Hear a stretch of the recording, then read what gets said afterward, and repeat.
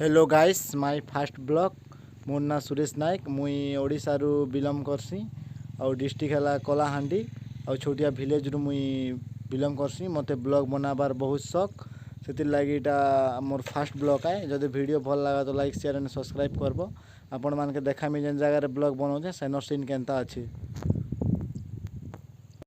तो गाइस देखो से सीनटा अच्छे केनता अच्छे इटा गुटे ने का सिनियर वीडियो बनाऊे जदि भल लगला बेले मत कमेंट कर जनाब एटा सीनटा ये मोर भाई दुईटा अच्छन से मैंने बैसन से।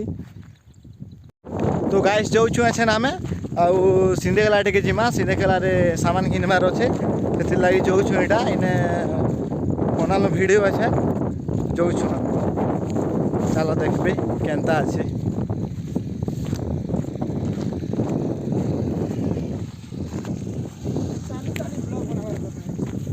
आउ से आड़े आउ आउ आउ केनता पान आसुचे देख पानटा देख केनता आसुचे पान धीरे धीरे धीरे धीरे खला खला झरनिया पानी।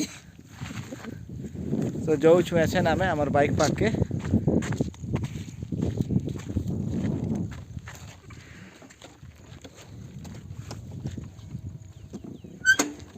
तो बाइक रे बगमा अच्छे तो चलो जिमा अच्छे ना मैं